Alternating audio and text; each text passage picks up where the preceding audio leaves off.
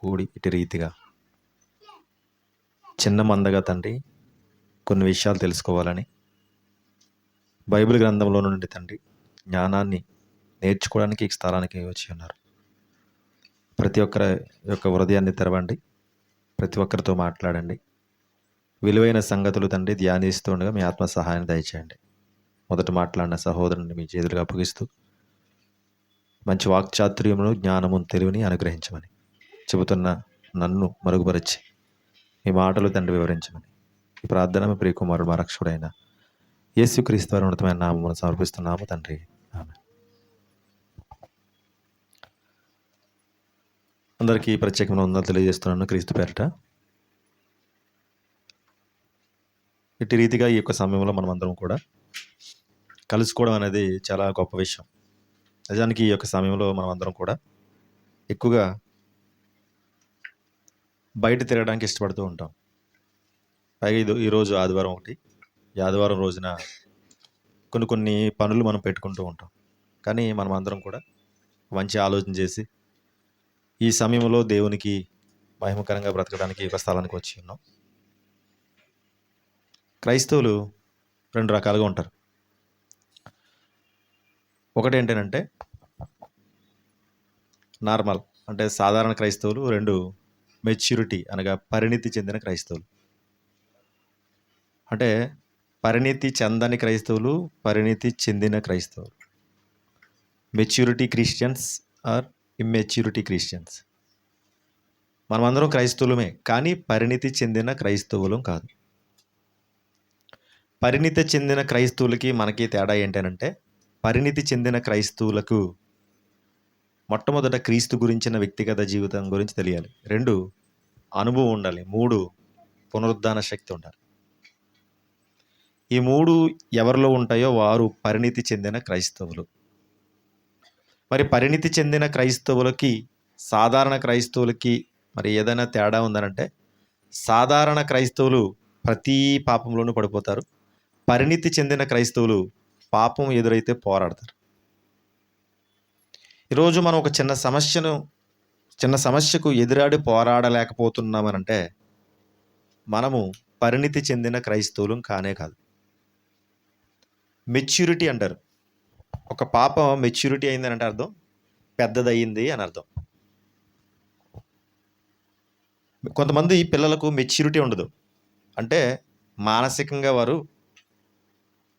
పెద్దవారు ఎదుగుతున్నప్పటికీ శారీరకంగా, మనసు పరంగా, మానసికంగా వారు ఎదగరు.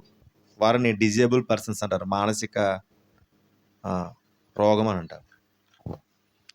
నేను అంటాను, మనందరం కూడా మానసిక రోగులం కాదు.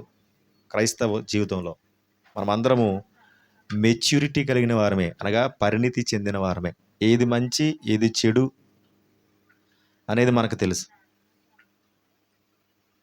ఏది మంచో ఏది చెడో మనకు తెలిసినప్పుడు మన అడుగులు క్రైస్తవ జీవితంలో ఎలా వెళ్తున్నాయనేది ఒకసారి మనం ఆలోచన చేయాలి. పౌలు గారు ఫిలిప్పీ సంఘానికి రాస్తూ, ఫిలిప్పీలు రాసిన పత్రిక 3వ అధ్యాయం 8-15 వచనాలు. ఫిలిప్పీ సంఘానికి పత్రిక రాస్తూ 3వ అధ్యాయము 8-15 వచనాలు రాశాడు ఆయన. అందులో ఆయన కొన్ని విషయాలను ఆయన జ్ఞాపకం తెచ్చుతూ ఉన్నాడు. ఒక పరిణితి చెందిన క్రైస్తవుడు ఎలా మాట్లాడతాడో అలా మాట్లాడుతున్నాడు. పరిణితి చెందిన క్రైస్తవులు అనుభవంతో మాట్లాడతారు. ఆయన అంటాడు, ఐ ఆమ్ ఏ ఎక్స్పీరియన్స్, అంటే నాకు అనుభవం ఉంది.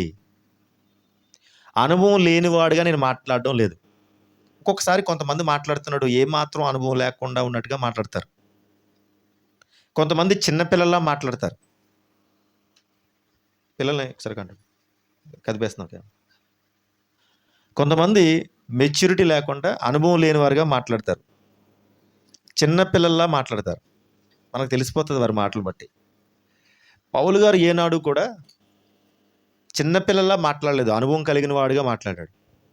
పరిణితి చెందిన క్రైస్తవుడు దేనికి భయపడడు, ఏ సమస్యకు కృంగిపోడు, నిరాశ నిస్పృహ పౌలు గారిలో ఉండవు. ఎందుకంటే ఆయన పరిణితి చెందిన క్రైస్తవుడు, మెచ్యూరిటీ క్రిస్టియన్.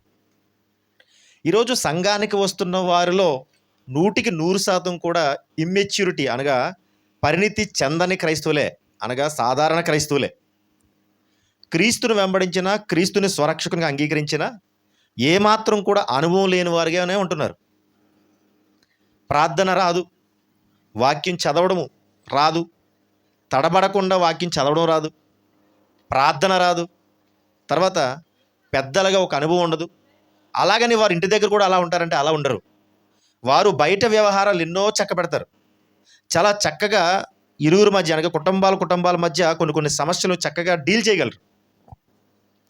బయట అనర్గళంగా మాట్లాడగలరు, బయట సిగ్గుపడకుండా అందరితో కలిసి మాట్లాడగలరు. కానీ సంఘానికి విషయానికి వచ్చేసరికి సంఘంలో ఏమాత్రం అనుభవం లేని వారుగా ఉంటారు. ఇలాంటి మైక్ ఇచ్చి అన్న ఒక పాట పాడన్నారంటే ఇప్పుడే మీరు గమనించలేదు, కాళ్ళూరు చేతులు మొత్తం వరకెత్తాయి, భయపడిపోతారు, సిగ్గుపడిపోతారు. అలాగని బయట వారు అలాగే ఉంటారంటే అలా ఉండరు. బయట చాలా చక్కగా ఉంటారు, కానీ లోపలే అంటే సంఘంలోనే ఇబ్బంది పడతారు. కానీ అతను బాప్తీసం తీసుకుని చాలా రోజులు అవుతుంది, ఆయన క్రీస్తును అంగీకరించి చాలా రోజులు అవుతుంది, అయినప్పటికీ కూడా అతనికి భయం పోలేదు. కూర్చోండి.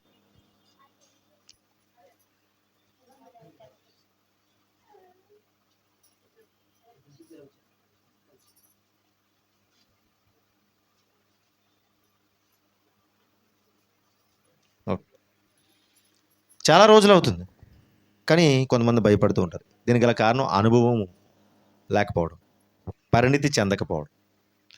బైబిల్ గ్రంథంలో ఒక ఆమె గురించి మనం ఆలోచించేద్దాం. ఆమె అనగానే స్త్రీ అని స్త్రీలకు మాత్రం అనుకోకండి, పురుషులకు కూడా క్యారెక్టర్ చూడాలి. ఒక ఆమె ఉంటుంది, ఆమె ఎంత పరిణితి చెందినటువంటి ఆమెనంటే, ఈరోజు మనం చిన్న చిన్న సమస్యలకి మనం కృంగిపోతున్నాం కదా. అప్పులున్నా సరే, ఆర్థిక ఇబ్బందులు పోగకపోయినా సరే, ఇల్లు లేకపోయినా, ఉద్యోగం లేకపోయినా చాలా కృంగిపోతూ కొన్నిసార్లు మనల్ని అసహించుకుంటూ ఉంటాం కదా. కానీ ఆమె గురించి తెలిసిన తర్వాత ఏ మాత్రం మనకు భయం ఉండదు. ఆమె ఎవరో ఒకసారి చూద్దాం. లోకాసువార్త 22వ అధ్యాయం, క్షమించండి 2వ అధ్యాయం, లోకాసువార్త 2వ అధ్యాయం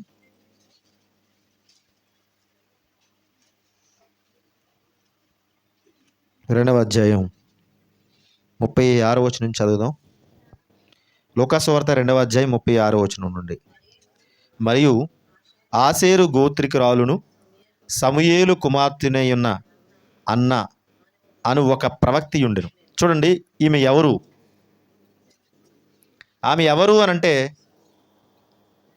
ఆసేరు గోత్రికురాలు.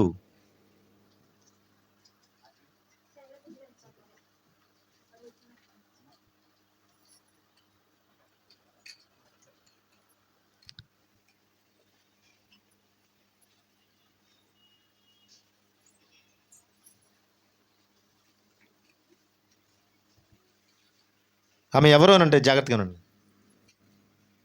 ఆమె ఎవరు అనంటే ఆసేరు గోత్రికురాలు, సమూయేలు కుమార్తె. ఆమెకి గోత్రం ఉంది, ఆమెకి బ్యాక్గ్రౌండ్ ఉంది.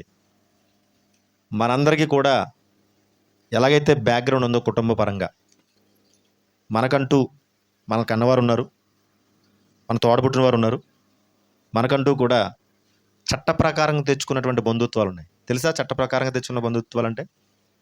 కోడలు, అల్లుడు, అత్త, మామ, వీళ్ళందరూ కూడా, మామ అంటే మామయ్య గారు, వీళ్ళందరూ కూడా చట్ట ప్రకారంగా మన జీవితంలోకి వచ్చినవారు. ఈ చట్ట ప్రకార బంధుత్వం.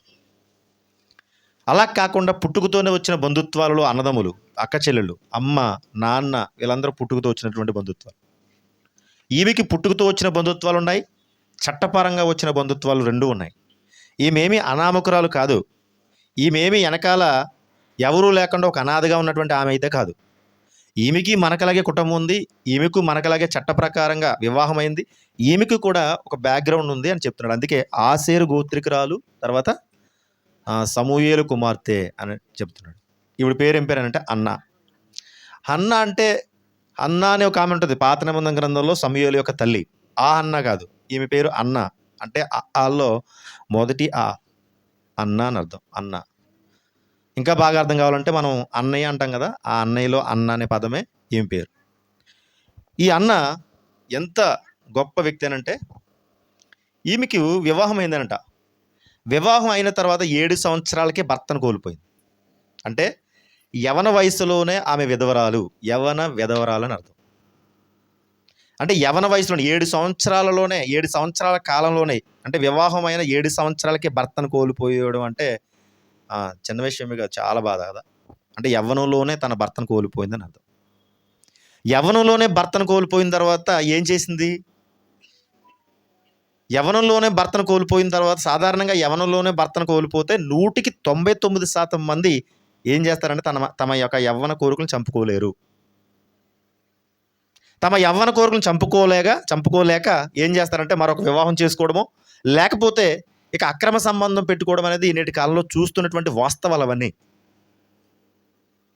ఈమె అలాంటి ఆమె కాదు. ఈమె ఎలాంటి ఆమెనంటే, వివాహం అయ్యి 7 సంవత్సరాలకి భర్త చచ్చిపోతే, భర్త చచ్చిపోయినందుకు కృంగిపోక, భర్త చచ్చిపోయినందుకు ఇక నా జీవితం అయిపోయిందని భర్తతో పాటే చచ్చిపోక, భర్త చచ్చిపోయాడు కదా అని చెప్పేసి ఇక నా జీవితం ఎందుకని ఒక జీవోత్సవంలో పడి ఉండక, భర్త చచ్చిపోతే మిగతా జీవితాన్ని భర్త లేకపోయినా కుటుంబ భారం మొత్తం అంతా తన మీదే వేసుకుని, ఏదో 2 ఎద్దులలో ఒక ఎద్దు చచ్చిపోతే ఒంటెద్దు లాక్కెళ్ళినట్టుగా కుటుంబాన్ని ఈమె చక్కగా తీసుకెళ్ళిందండి.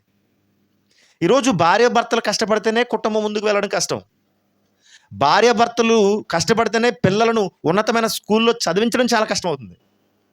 అలాంటిది ఆనాటి కాలంలో నిండు యవ్వనంలో భర్తను కోల్పోతే ఆమె భర్త చచ్చిపోయాడు కదా, ఇక నా కుటుంబాన్ని నేను ఎలా పెంచాలి, ఎలా పోషించాలని దిగులుతో ఉండకుండా భారమంతా దేవునిపై వేసి ధైర్యం తెచ్చుకుని, బలాన్ని పొందుకుని, తన కుటుంబ భారాన్నంతా తన మీద వేసుకుని ముందుకు సాగడం మొదలుపెట్టింది. ఇలాంటి స్త్రీ ప్రతి స్త్రీకి ఆదర్శం. ఆమె చూడండి, భర్త చచ్చిపోయిన తర్వాత భర్త చచ్చిపోయాడు కదా అని భక్తిని విడిచిపెట్టలేదు. చాలామంది భర్త చచ్చిపోయిన తర్వాత భక్తిని కూడా విడిచిపెడేస్తారు.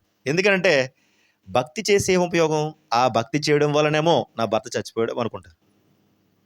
భక్తి అంటే భార్య భర్తలు కలిసి చేసేది అనుకుంటారు. భక్తి అంటే కుటుంబ సమేతంగా చేస్తే సరిపోతుంది అనుకుంటారు. అయినా తన భర్త ఉన్నప్పుడు కూడా ఒకవేళ దేవుని సన్నిధికి వెళ్ళేవారేమో కలిసి. ఇప్పుడు తన భర్తే లేకపోతే ఇంక దేవుని సన్నిధికి వెళ్ళడం ఎందుకు, ఎవరిని ఆరాధించడం ఎందుకు, ఎవరికి ప్రార్థించడం ఎందుకు? ఎందుకంటే నాకు అండగా ఉండవలసిన వాడు, నా తోడులో ఒక తోడు పోతే నాకెందుకు? ఉన్నన్నాళ్ళు ముక్కు మూసుకుని ఏదో మూలుగుతూ నా కుటుంబాన్ని ఏదో పనిలోకి వెళ్ళి పోషించుకుంటే సరిపోతుంది కదా, ఆ ఇంటికాడ పాచి పని చేసుకుంటే సరిపోతుంది కదా అనుకోవచ్చు. సాధారణంగా ఇప్పుడు ఉన్నటువంటి స్త్రీలు అయితే అలాగే అనుకుంటారు. ఇప్పుడున్న స్త్రీలు అయితే అలాగనే భావిస్తారు. భర్త చచ్చిపోతే ఇక జీవితం అయిపోయింది, లేదా నా కుటుంబాన్ని ఎలాగైనా పోషించాలని ఇక తన భర్త యొక్క పాత్రను తీసుకుని ఏం చేస్తారంటే కుటుంబాన్ని పోషించుకుంటూ భక్తి జీవితంలో కొద్దిగా వెనకబడతారు. కానీ ఈమె భర్త చచ్చిపోయిన తర్వాత ఒక విధవరాలుగా ఉండి ఒక ప్రవక్తి అయిందనంటే చిన్న విషయమే కాదు. ప్రవక్తి ఇవిడి, ప్రాఫిట్. ప్రవక్తి అంటే అర్థం ఏంటంటే దేవుని తరపున మాట్లాడేటువంటి స్త్రీ. అంటే దేవుడు ఆమెతో మాట్లాడితే ఆమె మనతో మాట్లాడుతుంది. ప్రవక్త అంటే అర్థం ఏంటంటే దేవుడు తరపున మాట్లాడేవారిని ప్రవక్త అంటారు. సమూయేలు ఒక ప్రవక్త, ఏలియా ఒక ప్రవక్త, ఎలీషా ఒక ప్రవక్త, గెహాజీ ఒక ప్రవక్త. ప్రవక్త అంటే దేవుడు వారితో మాట్లాడితే మధ్యవర్తిగా ఉండి దేవుని దగ్గర నుంచి విషయాలు తెలుసుకుని మనకు చెప్తారు, వారు ప్రవక్త అంటారు. ఈమె ప్రవక్తి అంటే స్త్రీ కాబట్టి ప్రవక్తి. మరి స్త్రీలు ఎవరైనా బైబిల్ గ్రంథంలో ప్రవక్తలు ఉన్నారంటే ఎందుకు లేరు? మిరియాము, మోషే అక్క ఒక ప్రవక్తి, దెబోరా అనే ఒక స్త్రీ ఒక ప్రవక్తి, మరియా యేసుక్రీస్తు వారి కన్న తల్లి ఒక ప్రవక్తి, ఇదిగో ఈమె అన్న కూడా ఒక ప్రవక్తి.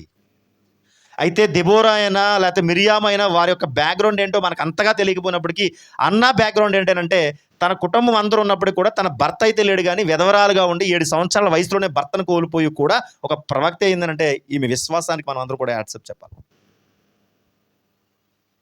ఈమె పరిణితి చెందినటువంటి క్రైస్తవురాలు, అనుభవం కలిగినటువంటి క్రైస్తవురాలు, పునరుద్ధాన శక్తిని కలిగినటువంటి క్రైస్తవురాలు. యేసుక్రీస్తు వారి యొక్క జీవితాన్ని వ్యక్తిగతంగా తెలిసినటువంటి పరిణితి చెందినటువంటి క్రైస్తవురాలు. ఈమె గురించి ఆలోచన చేసినప్పుడు ఎంతో అద్భుతం కదా. భర్తను కోల్పోతే చాలామంది భర్త ఉంటున్నప్పుడే పక్కదారి పడుతున్నారు. ఇక భర్తను కోల్పోతే పక్కదారి పట్టరా చెప్పండి. ఇంకా అడిగేవారు ఎవరు ఉంటారు? ఒక ఇంట్లో ఒక అబ్బాయి ఉన్నాడు. ఆ అబ్బాయి లారీ డ్రైవర్. మనిషిని చూస్తే చాలా అజానుబాహుడు, బలవంతుడు, ఎలాంటి పనైనా చేసేసి సాధించేస్తాడు. తెలివైనవాడు. చిన్న వయసులోనే లారీ ఫీల్డ్‌లోకి వెళ్ళాడు. ముందు చిన్న చిన్న వెహికల్స్ నడిపేవాడు. తర్వాత పెద్ద టారస్ లారీలు అనగా దాదాపు ఒరిస్సా, ఛత్తీస్‌గఢ్ ఇలాంటి దూర ప్రాంతాలకు వెళ్ళి వచ్చేవాడు. అయితే కొద్దిగా అతనికి డ్రింక్ చేసే అలవాటు ఉంది. అతనికి కొద్దిగా ఆకతాయితనం, జోదం కూడా ఉంది. ఎంత కష్టపడేవాడంటే రోజుకి 3,000-4,000 సంపాదించేటటువంటి గొప్ప పనోడు. ఎంత సంపాదిస్తే ఏం ఉపయోగం? సంచిలో పోస్తే సంచి కన్నం ఉంటే పోయినట్టుగా 3,000 తెచ్చినా 4,000 తెచ్చినా బలాదూర్. అంటే రెండో రోజుకి మరలా ఉండేవి కాదు. మొత్తానికి జూదం ఆడేవాడు, తాగేవాడు, కొంత ఇంట్లో వచ్చి కొంత బయట ఎక్కువగా కొంతగా చాలా తక్కువ ఇంట్లో వచ్చేవాడు, ఎక్కువ తన కొరకు వచ్చి పెట్టుకునేవాడు. కొంతమందితో అక్కడక్కడ అప్పుడప్పుడు గొడవలు పెట్టుకుంటూ ఉండేవాడు. ఒకరోజు అబ్బాయిని కొంతమంది గుంపుగా ఏర్పడి 2 కాళ్ళ మీద సరాసరి తుంటి మీద కొట్టారు. తుంటి జారిపోయింది. అంటే ఇక్కడి నుంచి ఇంకా చూడండి, అప్పుడప్పుడు కుక్కలను చూస్తున్నప్పుడు తుంటి జారిపోతే 2 కాళ్ళు పక్కకెట్టి అలా దేక్కుంటూ వెళ్తుందండి. అలా అయిపోయాడు అబ్బాయి. మొత్తానికి జీజీహెచ్ అంటే పెద్ద హాస్పిటల్లో పెట్టి బాగు చేసి మొత్తానికి కొన్ని రోజుల తర్వాత ఏదో ఒక కర్ర ఊత మీద నడిచేవాడు. తన భార్య చాలా అందగత్తే. అంటే ఆమెకు తల్లిదండ్రులు లేరు. ఒక తల్లిదండ్రులు లేనటువంటి అమ్మాయి. వాళ్ళకి 2 పిల్లలు. అందులో పెద్ద కొడుక్కి మంచి డెఫ్ అంటే చెవుడు, ఒక కూతురు. మంచాన పడ్డాడు. ఇక మీదట లారీ ఫీల్డ్కి వెళ్ళడానికి వీల్లేదు. ఎందుకంటే లారీ నడపలేడు కదా, కాళ్ళు పని చేయకపోతే. అలా ఇంటి దగ్గర ఉండిపోయాడు మంచం మీదే. అయితే ఆ అమ్మాయి చాలా బాగా ప్రేమించేది అతను. చక్కగా భర్తకు తినిపించేది, భర్తకు అన్నీ చేసేది. కానీ ఆ ఇంటిలో మామగారు అన్న కూడా మంచోడు కాదు. వాడొక మృగం. వీడు నా కొడుకు మంచాన పడ్డాడు, నా కొడుకు మంచాన పడితే నా కొడుకుని చూడడానికి ఇప్పుడు నా కోడలంటే కూతురుతో సమానం. నా కోడలు కూతురులాగా ఉండి నా కొడుక్కి ఎంతో ఆలనా పాలనా చూసుకుంటుందని మురిసిపోవాలి. అలాంటోడు కళ్ళు కోడల మీద పడ్డాయి. నా కొడుకు మంచాన పడ్డాడు, 2 కాళ్ళు పనిచేస్తలేదు, ఇక ఈడు చేతకానోడు అయిపోయాడు అనుకున్నాడు ఏమో తెలియదు. కానీ ఈడు తన కోడల దగ్గర చూడండి లేనిపోని మాటలన్నీ మాట్లాడి మొత్తానికి తన కోడలుతో అక్రమ సంబంధం పెట్టుకున్నాడు. ఒకరోజు ఈ అబ్బాయి ఉంటుండగానే తన భార్య జబ్బ చేసి లోపల తీసుకెళ్తున్నాడు. చాలా ఏడ్చాడండి వాడు. నేనే బాగుంటే నాకు ఈ పరిస్థితి ఎందుకు అని. వాడు ఆ సంఘటన చూసిన తర్వాత 3 లేదా 4 రోజులు మాత్రం బతికాడు. చూడలేకపోయాడు ఆ యొక్క విధానం, ఆ దృష్టి. ఏం చేయగలడు? నా భార్యను ఎందుకు తీసిపోతున్నారు అని గబగబా నడిచే తత్వం అతనికి ఉందా? ఏమనగలడు? ఒకవేళ అంటే వాళ్ళిద్దరు కలిపి ఏమైనా చేస్తారేమో. అంత అందగాడు, ఆజానుభావుడు, 2 కాళ్ళు బాగా పనిచేసే టైంలో వాడు ఊరంతా తిరుగుతున్నప్పుడు వాడిని చూసి చాలామంది భయపడేవారు. అంత బలవంతుడు కాస్త బలహీనుడైపోయేసరికి తన భార్య మనసు మారిపోయి చివరికి సొంత మామగారు అనేటువంటి తండ్రి లాంటి మామగారితోనే అక్రమ సంబంధం పెట్టుకుని అది ఈడి కళ్ళు ఎదురుగుంటానే ఆ తప్పు చేస్తున్నప్పుడు వీడు తట్టుకోలేకపోయాడు. వాడు 4 రోజులు అయిన తర్వాత వాడే ఏం చేశాడు తెలుసా? నొప్పి, ఆ కాళ్ళ నొప్పి భరించలేక ఎక్కువగా ఉదయానికి రోజుగా 5 ఇంజక్షన్లు చేసుకున్నాడు. వాడే పెయిన్ కిల్లర్ ఇంజక్షన్లు చేసుకుంటే కిడ్నీలు పాడైపోతాయి, హార్ట్ కూడా వేస్తుంది. 4 రోజుల తర్వాత హార్ట్ కూడా వేసి చచ్చిపోయాడు. భర్త ఉన్నప్పుడే భార్య పక్కదోవ పడితే ఏ భర్త తట్టుకోగలడు? అన్నా లాంటి జీవితాన్ని ప్రతి స్త్రీ మనసు పెట్టి ఆలోచన చేయగలిగితే ప్రతి స్త్రీ కూడా పరిణితి చెందిన క్రైస్తవురాలు అవుతుంది. భర్త చచ్చిపోయాడంటే 7 సంవత్సరాలకే భర్త చచ్చిపోతే యవ్వనంలో ఉన్నటువంటి ఆమె తన యవ్వనాన్ని ఎలా జయించిందండి అంటే ఆమె చాలా గొప్పగా ఆలోచన చేసిందండి. నా భర్త చచ్చిపోయినా నేను దేవుడిని విడిచిపెట్టకూడదని ఒక ఆలోచన తన హృదయంలో పెట్టుకుంది. నా పతి చచ్చిపోయినా ప్రభువు మీద మాత్రం ప్రేమ తగ్గకూడదు అనుకుంది. ఆమె ఎవరు అని అంటే అన్న అంట. రాయబడింది చూడండి, లోక సువార్త 2వ అధ్యాయం 36వ వచనంలో. ఆమె ఎవరు అని అంటే ప్రవక్తి అని రాయబడింది. ప్రవక్తి అంటే దేవుని తరపున మాట్లాడేవారిని ప్రవక్తి అంటారు. ప్రవక్త వేరు, వక్త వేరు. ఈ విషయం మనం తెలుసుకోవాలి. వక్త అంటే మంచి వాక్చాతుర్యంతో మాట్లాడేవారు వక్త. ఈ మధ్యకాలంలో సఫీ అని ఒకడు ఉంటాడు, ముస్లిం. ఆయన మోటివేషనల్ స్పీచ్లు ఇస్తాడు.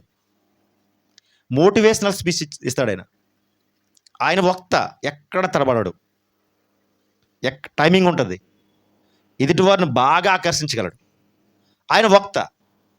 ప్రవక్త అలా ఉండడు. ప్రవక్త తడబడచ్చు, ప్రవక్త నెత్తిగా మాట్లాడచ్చు, ప్రవక్త ఇలాగే మాట్లాడాలని ఎటువంటి క్వాలిఫికేషన్స్ లేవు. ఉదాహరణకి మోషే ఎవరనంటే ఒక నెత్తివాడు. నెత్తివాళ్ళు ఎలా మాట్లాడతారో మనకు తెలుసు కదా. వారి మాట డా అనే పదం వాళ్ళకి పలకరు, దా అనే అంటారు. విన్నారు ఎప్పుడైనా మీరు నెత్తివారు మాట్లాడుతుంటే? డా అనే పదం వాళ్ళకి రాదు, డా అని కూడా దా అంటారు. అడ్డ అనమనండి, అడ్డ అనరు, అద్దా అంటారు. అంటే ఆ డా అనే పదం రాదు, నెత్తి అంటారు. మోషే నెత్తివాడైనప్పటికీ కూడా చూడండి, దేవుని ప్రేమతో మాట్లాడేవాడు. 20 లక్షల మందిని నడిపించాడు ఒక నెత్తుడు. వక్త మాటలు వినడానికి ఈరోజు ప్రజలకు కష్టం. ఒక నెత్తివాడు వచ్చి ఇక్కడ మాట్లాడితే ప్రతి వారు మీరు రాగలరా? ఒక నెత్తివాడు వచ్చి ఇక్కడ మాట్లాడుతూ ఉంటే ఆ మాటలు మన హృదయానికి ఎక్కలేక మనం రావడం మానేస్తాం. ఎందుకంటే మనకి వినసొంపగా ఉండవు. మనకి ఎలాంటి వాళ్ళు కావాలంటే వక్తలే కావాలి. కానీ దేవుని తరపున మాట్లాడేవారు మనకు అవసరం లేదు. వక్త అయితే చాలు. వాళ్ళ క్యారెక్టర్ మనకు అనవసరం, వారు ఎలాగున్నారో మనకు అనవసరం. కానీ వక్త అయితే చాలు, మంచిగా మాట్లాడితే చాలు అనుకుంటాం మనం. కానీ దేవుడికి కావాల్సింది మంచిగా మాట్లాడేవాడు కాదు, నిజాయితీగా ఉన్నవాడు కావాలి. మోషేలో చూడండి, అహరోను మోషే కంటే బాగా మాట్లాడగలడు. అహరోను వక్త, మోషే ప్రవక్త. ఆయన ఎన్నుకున్నాడు ఎవరినంటే అహరోను కదా. అంటాడు ఈయన మోషే, అంటాడు, దేవా నేనెందుకు, నేను ఎత్తోడిని, నా అన్న అహరోను చాలా బాగా మాట్లాడతాడు. ఆ ఐగుప్తులతో మాట్లాడడానికి నా అన్న అయితే సూటబుల్, ఐఎమ్ నాట్ సూటబుల్, నేను సూటబుల్ కాదు. ఒకవేళ నువ్వు నా అన్నను పంపితే బాగుంటుందామనంటే, మోషే నాకు కావాల్సింది వక్త కాదు, ప్రవక్త కావాలి. ప్రవక్తకు ఉండవలసిన క్వాలిటీస్ అన్ని నీలోనే ఉన్నాయి, నీ అన్నయ్య నా అహరోన్లో లేవు. అలాగని అహరోను ప్రవక్త కాదని నేను అనను, కానీ అహరోను కంటే మోషేనే దేవునికి బాగా నచ్చినవాడు. వక్తకి తేడా ఏంటంటే, వక్త చక్కగా వాక్చాతుర్యం కలిగి తడబడకుండా టైమింగ్తో మాట్లాడుతుంటాడు. కానీ ప్రవక్త నెత్తివాడు కావచ్చు, బ్యాక్గ్రౌండ్ లేనివాడు కావచ్చు, ఎవడైనా కావచ్చు, కానీ ప్రవక్త దేవుని తరపున మాట్లాడేవాడు. దేవునికి ఇష్టమైతే చాలు. ఈమె ప్రవక్తి అంట. ఈమె ప్రవక్తి భర్తను చనిపోయిన తర్వాత నా జీవితం అయిపోయింది అనుకోకుండా ఆమె ఏ స్థాయి నుంచి ఏ స్థాయికి ఎదిగింది. ఈ స్త్రీ ప్రతి స్త్రీకి ఆదర్శం కదా. స్త్రీలు చాలామంది వెనకబడిపోతున్నారు. ఎందుకని? స్త్రీలు చాలామంది తన భర్త వీక్ అయ్యేసరికి వారెందుకు ముందుకు తీసుకెళ్ళకపోతూ ఉన్నారు? చాలామంది స్త్రీలు గమనించారా? తమ భర్త అవుట్వర్డ్ అయిపోతే, తమ భర్త యాక్షన్లో కాలు పోతే, తమ భర్తలు చేతులు పోతే, ఇంటికాడే ఉండిపోయి అలా ఉండిపోతే స్త్రీలు ఏం చేస్తారు తెలుసా? భర్త స్థానాన్ని తీసుకుని వీళ్ళు ఏం చేస్తారు సార్, బయట ఒక జ్యూస్ కొట్టు పెట్టుకోవడము, లేకపోతే వారు ఒక పురుషుడు చేసేటువంటి బలమైన పనులు, ఒక రైస్ మిల్లు పని చేసుకోవడము. రైస్ మిల్ ఎవరు పని చేయగలరండి? పురుషులే చేయగలరు. కానీ స్త్రీలు ఆ డస్ట్ అంతా పోతూ ఉంటుందండి. అయినప్పటికీ కూడా వెనకాల ఉన్న పిల్లలకు, మంచం మీద ఉన్నటువంటి ఆ భర్తను చూస్తూ కష్టపడుతూ ఉంటారండి వాళ్ళు, మగవాళ్ళలాగా. కొంతమంది లారీలు నడుపుతున్నారండి స్త్రీలు, కొంతమంది ఆటోలు నడుపుతున్నారండి స్త్రీలు. వారు తమ యొక్క బుద్ధిని మార్చుకుని బయటికి వెళ్తే ఈరోజు 500-1000 రూపాయలు ఈజీగా సంపాదించుకోవచ్చు, ఈజీ మనీ.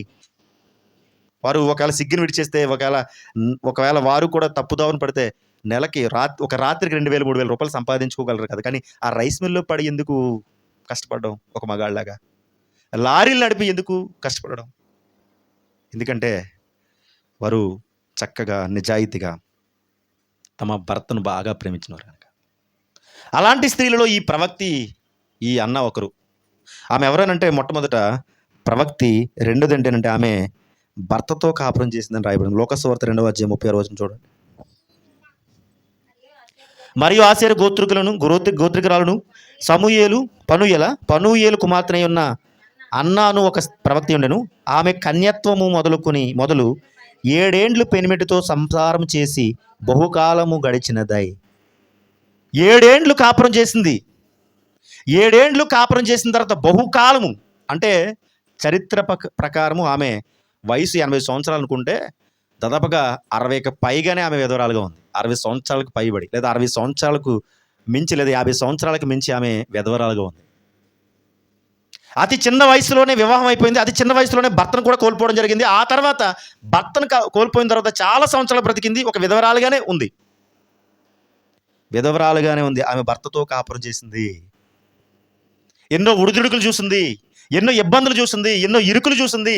తమ కుటుంబంలో ఎన్నో సార్లు ఇబ్బందులు, ఇరుకుల్లో మగ్గిపోయింది. ఎంతో అనుభవం కలిగినటువంటి కుటుంబంలో అనుభవం కలిగినటువంటి ఆమెగా మారింది. భర్త చచ్చిపోయిన తర్వాత ఆమె ఏమైందనంటే, ఆమె మొట్టమొదట ప్రవక్త 2 భర్తతో కాపురం చేసింది. 3 ఏంటంటే ఆమె విధవరాలు. విధవరాలు విధవరాలు విధవరాలు అంటే భర్తను కోల్పోయినటువంటి సింగిల్ పేరెంట్. విధవరాలు అనేసరికి లోకంలో చిన్న చూపు. భర్తను కోల్పోతే ఈ లోకంలో ఉన్నవారు ఆమెను ఎలా చూస్తారో తెలుసా? భర్తను కోల్పోతే శిరస్సు, భర్త అంటే శిరస్సు అని అర్థం. తలకు శిరస్సు, తల హెడ్. భర్తను కోల్పోయేసరికి ఈ లోకంలో ఆమె అంటే చూడండి ఎంత చిన్న చూపుగా ఉంటుంది విధవరాలని. కానీ ప్రతి వాడుకున్న ఆమెపై పడచ్చు. ప్రతి వాడు ఆమెను ఏదోలాగా వంచాలని ఆలోచన చేసి ఉండొచ్చు. ఆమెకి శుభకార్యంలో పాలు పంపులు ఉండవు. పోనీ ఎవరినైనా ఆశీర్వదిద్దామని ముందుకు వస్తే అమ్మ నీ పక్కన అంటారు ఆమెని. అవునే కదా? ఎందుకంటే ఆమె ఎవరు? విధవరాలు. శుభకార్యాలలో పాలు పంపులు ఉండవు. భర్త లేనందుకు ఇంకా ఆమెను ఒక చిన్న చూపు చూస్తూ వెనకబెడుతూ ఉంటారు. అలాంటి ఇబ్బందులు, ఇరుకులు లేకపోతే పరిస్థితులు గుండా ఆమె ప్రయాణించి ఆమె తట్టుకోగలిగిందండి. ఆమెకు శరీర సంబంధమైన భర్త లేకపోయినా ఆత్మీయ సంబంధమైన భర్త ఉన్నాడు, ఆయన దేవుడు.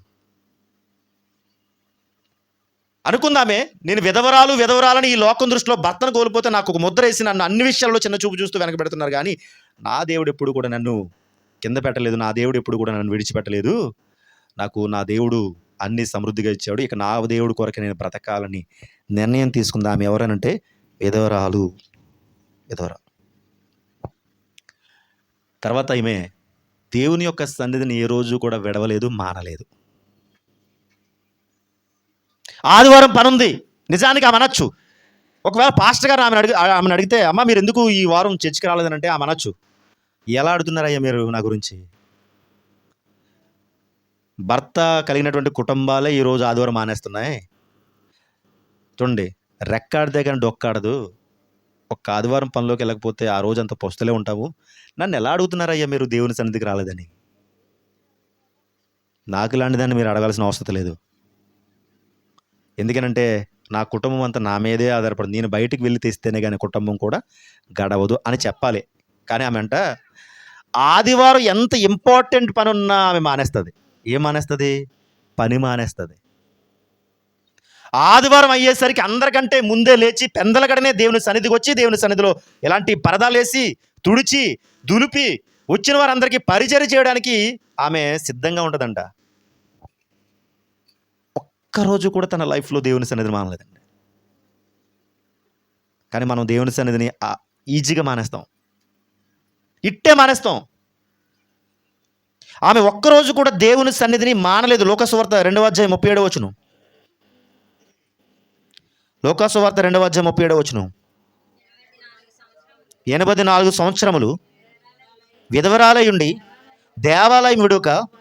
చూడండి, 84 సంవత్సరాలు విధవరాలై ఉండి, ఆమె వయసు చూడండి 84 సంవత్సరాలకు పైబడి. 84 సంవత్సరాల వయసులో ఉన్న ఆమె సన్నిధికి రాకపోతే ఎవడు పట్టించుకుంటాడు?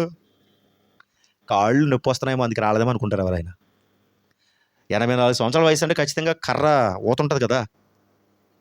84 సంవత్సరాల్లో శరీరం సహకరించదు కదా. 84 సంవత్సరాల్లో చెవుడు ఉంటుంది.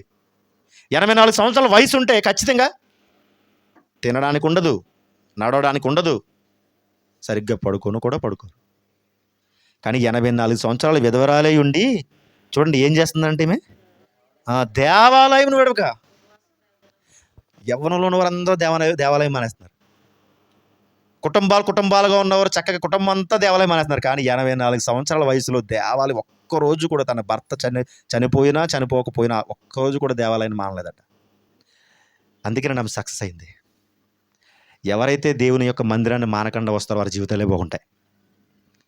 ఎవరైతే దేవాలయాన్ని మాటికే మానేస్తారో వారి జీవితాలు అస్సలు బాగు. అనుకుంటారు ఈరోజు దేవాలయం మానేసి 2,000 రూపాయలు పనులకు వెళ్ళిపోతే 2,000 వచ్చాయి అనుకుంటారు. మరుసటి వారానికి నీకు 4,000 ఖర్చు అవుతుంది ఖచ్చితంగా. ఎన్ని ఇబ్బందులున్నా, ఇరుకులున్నా, ఆ రోజు పస్తులున్నా పర్వాలేదు, కానీ దేవాలయం మాత్రం మానకూడదు.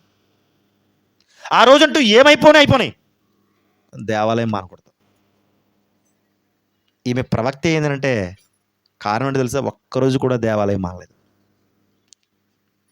ఎవరైతే దేవాలయం మానేస్తున్నారో వారందరికీ ఈమెంటది, మీకేం తక్కువయ్యా, మీ ఇంటికాడ ఇంకా రైస్ ఉంది, మీ ఇంటికాడ ఇంకా మీరు అనేక రోజులు బ్రతకడానికి ఇంకా వెనకాల కొంత గొప్ప ఎంతో కొంత నిలవ ఉంది.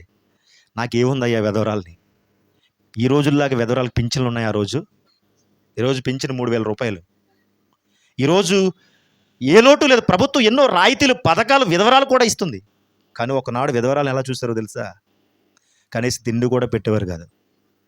అలాంటి ఇబ్బందుల్లో, పరిస్థితుల్లో ఉన్న ఆమె ఒక్కరోజు కూడా దేవాలయం మానలేదంట. చాలా గొప్ప విషయం కదా ఆమె దేవాలయం మానలేదంటే.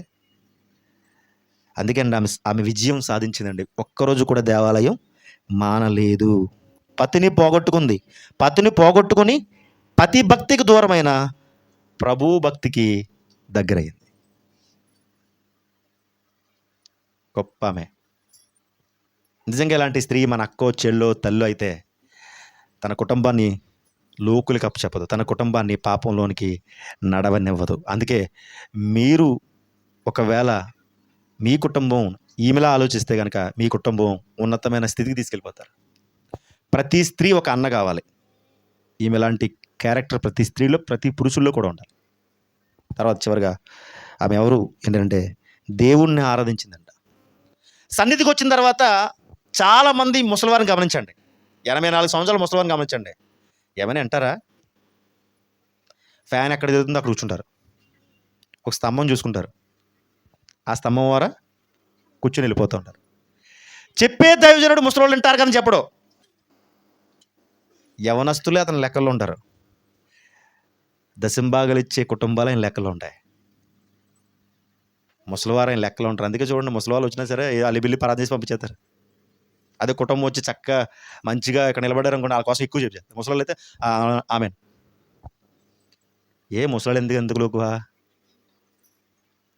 84 సంవత్సరాల వయసులో ఈమె ఏంటంటే దేవుణ్ణి ఆరాధించిందంట. సాధారణంగా ముసలోళ్ళు దేవుణ్ణి ఆరాధించడానికి ఎందుకంటే వాళ్ళ వయసు సహకరించదండి. అసలు వాళ్ళకి అంత ఆలోచన, సెకండ్ చైల్డ్హుడ్ అంటే మళ్ళీ చిన్నపిల్ల మనస్తత్వం.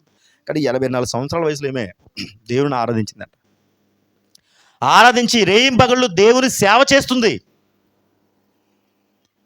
కొంతమంది ముసలివారు ప్రార్థన చేస్తుంటే నిద్రపోతారు, ఎందుకంటే శరీరం సహకరించక. చూసారా, మీరు ఎప్పుడైనా గమనించారా? ముసలివారు నిద్రపోతూ ఉంటారు కదా, వాక్యం చెప్తున్నప్పుడు చాలామంది నిద్రపోతుంటారు కదా. వాళ్ళందరూ ఎవరంటే ఎక్కువ శాతం ముసలివారే. ఈమె అలా కాదట. ఈమె చర్చిలో ఉంటే, సంఘంలో ఉంటే యవనస్తులు అందరూ నిద్రపోయేవారట. ఈ మాత్రమే కళ్ళు తెరిచి చూసేదట. అంటే బాగా ఆరాధించే దేవుడు. రేయింబగళ్ళు దేవుని సేవ చేస్తూ ఉండేది. అద్భుతమండి. ఈవిడ జీవితాన్ని మనం ధ్యానిస్తే నిజంగా ఈమెలా కన్నా మనం బ్రతికితే భక్తిలో తారస్థాయి చేరిపోతాం. మనం ప్రవక్తలు అయిపోతాం. మనం దేవుని తరపున ఒక బలమైన ఖడ్గాల్లో మారిపోతాం ఈమెలా ఉంటే కనుక. తంటంతా వచ్చిందంటే ఈమెలా ఉండకపోవడమే, కనీసం ఈమెలా ఉండకపోవడమే. మనకేం తక్కువ అండి? జతలు లేరా మనకి? సింగిల్ పేరెంట్స్ అయితే కాదు కదా మనం. భర్తకు భార్య తోడుంది, భార్యకు భర్త తోడు ఉన్నవారమే కదా. కానీ ఈమెకు భర్త తోడు లేడు. అయినప్పుడు కూడా 84 సంవత్సరాల వయసులో దేవుని చూడండి ఎంత ఆరాధిస్తుందో చూడండి. తర్వాత ఈమె ఉపవాస ప్రార్థనలు చేసిందంట. 84 సంవత్సరాల వయసులో ఎవరైనా ఉపవాసం ఉంటారని ముసలివారు? ఏమైనా మనం ఏదైనా ఇస్తే అమ్మక్కగా పట్టుకుపోతారండి అలా ఇంటికి. మనం అంటాం, చెప్పే దైవజనులు అంటారు, అమ్మ మీలో ఉపవాసం ఉండండి, యవనస్తులు ఉండమంటారు, కుటుంబం నడిపే యజమానులు ఉండమంటారు తప్ప ముసలివారిని ఉండమని అనరు. ఎందుకంటే వారు ఉండలేరు, ఆకలికి ఉండలేరు. కొంత తిన్నా వాళ్ళు అట్నే తినేయాలి, త్వరగా తినేయాలి. కానీ 84 సంవత్సరాల వయసులో ఉపవాసం ఉందంటే ఎవరి కోసం ఉంటుంది ఉపవాసం? ఎవరి కోసం ఉండాలి? తన సంఘం కొరకు, సంఘంలో వస్తున్న యవనస్తుల కొరకు, సంఘంలోకి వస్తున్న బిడ్డల కొరకు ఉపవాసం ఉంటుందంట.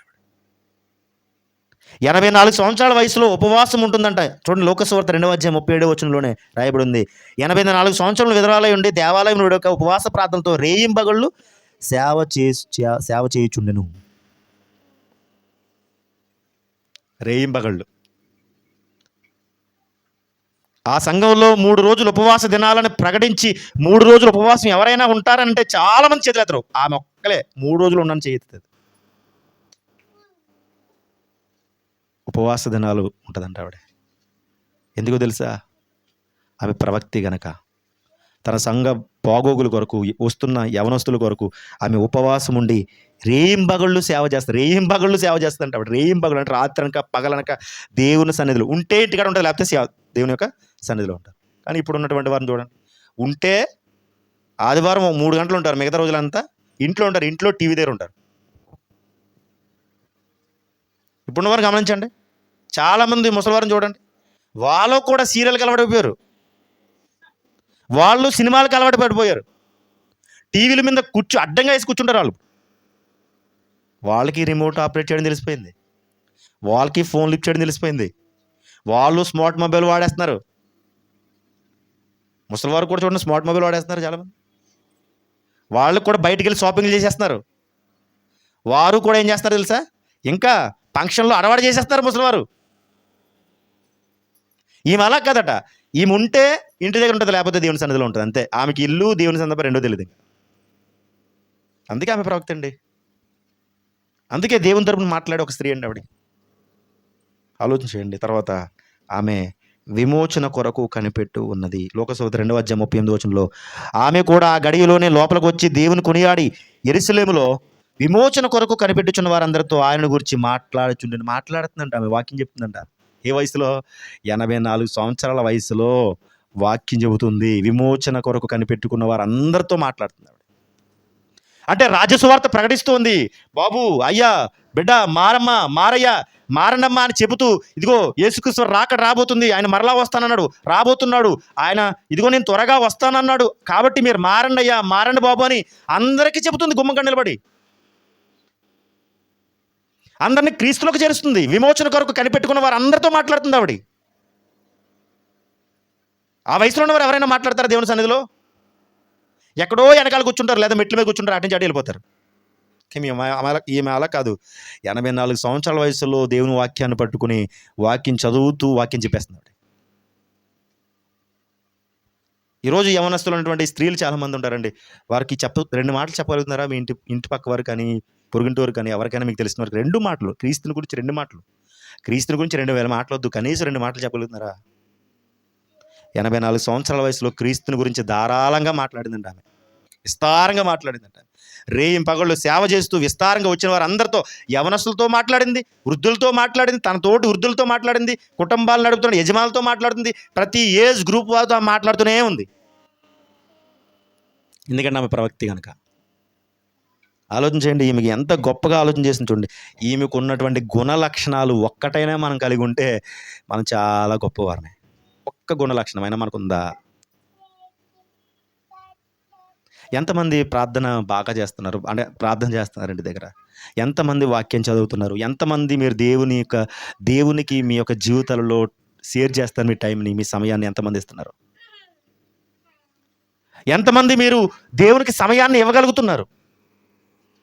మీ కుటుంబం కొరకు, మీరు మిగతా కుటుంబాల కొరకు, మీ కుటుంబం బాగుండాలంటే, మీ కుటుంబం బాగా వృద్ధి చెందాలంటే ఎంతమంది మీ కుటుంబ పరిస్థితుల కొరకు మీరు బాగున్నారు, బాగా ప్రార్థన చేస్తున్నారు? ఆలోచించండి. ఈమె ఎవరైనంటే ప్రవక్తి. ఈమె పేరు అన్న. ఈమె పరిణితి చెందిన క్రైస్తవురాలు, అంటే మెచ్యూరిటీ క్రిస్టియన్. ప్రతి ఒక్కరూ దేవుడు ఎలా ఉండాలని కోరుకున్నాడండి. మెచ్యూరిటీ ఉండాలి. క్రైస్తవుడు అంటే ఏమీ తెలియని వాడిగా ఉండకూడదు. ప్రార్థన చేయమని ఎవరినైనా పిలిస్తే ర్యాండమ్గా వచ్చి ప్రార్థన చేయాలి. వాళ్ళు చేయమని వచ్చేవారం చేస్తానంటే వచ్చేవారు రారు ఇంకా. ఎందుకంటే ప్రార్థన చేయమంటామో అన్న భయం వాళ్ళకి, వాక్యం చదవమంటామో అన్న భయం. ఎందుకు చేయకూడదండి? మనం అందరూ సహోదరులే కదా. భయం ఎందుకు? మీ అన్నతో మాట్లాడతావు కదా, మీ అక్కతో మాట్లాడతావు కదా, మీ చెల్లితో మాట్లాడతావు కదా. అట్టి రీతిగానే ఆత్మీయులైనటువంటి వారితో ఇక్కడికి వచ్చి మాట్లాడడానికి భయం ఎందుకు? రాకపోతే నేర్చుకోవచ్చు కదా.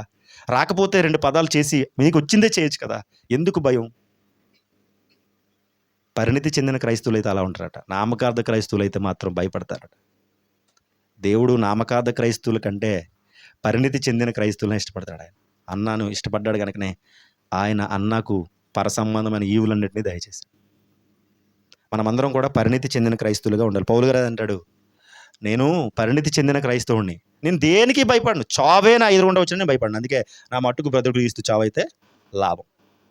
నేను లాభంగా ఎంచుకుంటాను చావుని. పరిణితి చెందిన క్రైస్తవులు అలాగే మాట్లాడతారు. అన్న ఒక పరిణితి చెందిన క్రైస్తవురాలు, ప్రవక్తి. ఆమెలో ఇన్ని గుణాలు ఉన్నాయా? ఒక ముసలావిడలో ఇన్ని గుణాలు ఉంటాయా? ఉంటాయి. ఆమెను చూస్తే అర్థమవుతుంది ఇన్ని గుణాలు ఉన్నాయని. నేను అంటాను, ఈ గుణాలు ఒక యవనస్తుడికి లేవు. ఈమెలో ఉన్న గుణాలు ఒక సంఘాన్ని నడిపే నాయకుడికే లేవు. ఈమెలో ఉన్న గుణాలు చాలా మందికి ఎన్నో సంవత్సరాల నుండి క్రైస్తులుగా లేదా విశ్వాసగా 40 సంవత్సరాలు విశ్వాసగా ఉంటున్న వారు కూడా లేవు ఈమెలో ఉన్న గుణాలు. నేను అంటాను, ఈమెలో ఉన్న గుణాలు మనలో ఉండగలిగితే మనం పరిణతి చెందిన క్రైస్తవులు, దేవునికి ఇష్టమైన వారుగా మనం ఉంటాం. కాబట్టి ఆలోచించండి. అన్న బ్యూటిఫుల్ ఉమెన్. మొన్న స్త్రీల దినోత్సవం జరిగింది కదా, ఉమెన్స్ డే. ఆ ఉమెన్స్ డే రోజున చాలామంది చాలా రకాలు మాట్లాడారండి. భర్తను ఏదో బాగా ప్రేమిస్తున్నట్టు ఆ మైకులోనే చెప్పారు. ఇంటికాడ అస్సలు ప్రేమించరు. నాకు తెలుసు ఆ విషయం. మైకులో మాత్రం అక్కడ ఏం చేస్తారంటే అదరగొడేశారు. ఇంటికాడ మాత్రం బెదరగొడేస్తారు. అక్కడ అదరగొడేశారు వాళ్ళు. ఎలా అదరగొట్టారంటే, నేను నా భర్తను పువ్వుల్లో పెట్టి చూసుకుంటాను అన్నారు. ఆ మాటలు కానీ భర్త ఊరేసుకుని చచ్చిపోతారండి. ఎంత పువ్వుల్లో చూసుకుంటుందో తెలుస్తుంది భర్తకి. పువ్వుల్లో పెట్టి చూసుకోదు, ముళ్ళ కంపల్లో పెట్టి చూసుకుంటుంది ఇంటికాడ. కానీ మైక్ నోటి దగ్గరికి వచ్చేసరికి, మైక్ ఎట్టి మాట్లాడేసరికి ఇక అంతే కదండి, అందరి ముందు కనబడితే బాగా చెప్పేస్తే ఇది అనుకుంటారేమో అని అబద్ధాలు చెప్పేస్తారండి ఉమెన్స్ డే రోజున. అలా చెప్పకూడదు. ఒంటరిగా అడగకూడదు వాళ్ళని. ఆ ఉమెన్స్, ఆ స్త్రీల మధ్య అంటే భార్యల దగ్గర భర్తను కూడా పెట్టి మాట్లాడమన్నారు. అప్పుడు తెలుస్తుంది కదా నిజమేంటి అనేది. ఆ స్త్రీల దినోత్సవం నాడు ఏం చెప్తారంటే, స్త్రీలు కూడా హక్కుల కోసం పోరాడాలి, స్త్రీలు కూడా హక్కుల కోసం పోరాడి ఇంకో స్త్రీలు కూడా మంచి ఉన్నతమైన స్థానంలోకి వెళ్ళారు, స్త్రీలు కూడా అన్ని హక్కులు కల్పించాలి, రకరకాలుగా మాట్లాడతారు. కానీ స్త్రీ ఎలా ఉండాలో ఈ లోకం చాలా తక్కువ చెప్పింది. స్త్రీ ఎలా ఉండాలో బైబిల్ మాత్రమే కరెక్ట్గా చెప్పింది. స్త్రీ ఎప్పుడు కూడా పురుషుడికి బానిసది కాదు. స్త్రీ పురుషులు అనేవాళ్ళు సమానం, ఈక్వల్. భార్య ఎంతో, భర్త కూడా సేమ్ సగం సమానం అన్నట్టు. ఒకరు ఎక్కువ కాదు, ఒకరు తక్కువ కాదు. పురుషుడు స్త్రీల కంటే బలంగా ఉంటాడని ఎక్కువ కాదు, ఆమె బలహీనంగా ఉంటుందని తక్కువ కాదు. ఇద్దరు సమానమే. అందుకే ఎలాంటి బాబుని మీ అమ్మ ఇష్టమా మీ నాన్న ఇష్టం అంటే వాడు అంటాడు, మీ ప్రశ్నే తప్పండి. ఎందుకంటే ఒకవేళ కొన్నిసార్లు వాడు అమ్మతో ఎక్కువ ఉంటాడు కాబట్టి అమ్మ ఇష్టం అనుకోండి, డాడీ బాధపడతాడు పక్కెళ్ళి. వాడు ఏం చేస్తాడు, నిజమైన ప్రేమించే కుమారుడైతే ఏమంటాడంటే, నీకు అమ్మ ఇష్టమా నాన్న ఇష్టం అంటే అబ్బాయి అంటాడు, మీరు అడిగే ప్రశ్న తప్పు, నాకు అమ్మ నాన్న సమానం. నాకు 2 కళ్ళు ఉన్నాయి, ఈ 2 కళ్ళు నీకు ఏ కన్ను ఇష్టం అంటే ఏం చెప్తాం? నాకు 2 చేతులు ఉన్నాయి, ఈ 2 చేతులు నీకు ఏ చెయ్యి అంటే ఇష్టం అంటే ఏం చెప్తాం? నీకు 2 కాళ్ళు ఉన్నాయి, ఈ 2 కాళ్ళలో నీకు ఏ కాళ్ళు అంటే ఇష్టం అంటే ఏం చెప్తాం? ఏమి చెప్పం. ఎడమ కాలు పని ఎడమ కాలుదే, కుడి కాలు పని కుడి కాలుదే. ఎడమ కన్ను పని ఎడమ కన్నుదే, కుడి కన్ను పని కుడి కన్నుదే. ఈ 2 సమానమే. భార్య భర్తలు కూడా సమానమైన బైబిల్ చెప్పింది. కానీ ఈ సమాజం చెప్పింది తెలుసా? భార్య అంటే కట్నం తేవాలి, కట్నం ఇచ్చి అతను కొనుక్కోవాలి, అంతే కదా. ఈ సమాజం ఏం చెప్పిందంటే భార్య పురుషుడి కంటే, అంటే స్త్రీ పురుషుడి కంటే తక్కువ అని చెప్పింది ఈ సమాజం. అంటే ఈ సమాజంతో తప్పు. అందుకే చూడండి, భర్త వచ్చిన తర్వాత భార్యని ఎంతగా చూస్తాడంటే, వేడి నీళ్ళు పెట్టకపోతే వేడిగా అయిపోతాడు. అయిపోయి ఏం చేస్తాడు, వేడి నీళ్ళు పెట్టలేదు కొడేస్తుంటాడు కొన్నిసార్లు మృగం కింద. టీలో పంచదార లేకపోతే గెరిసేస్తాడు కప్పు. కూరలో ఉప్పు లేకపోతే ముఖం మాడిపోద్ది, కూర మాడిపోయినట్టుగా.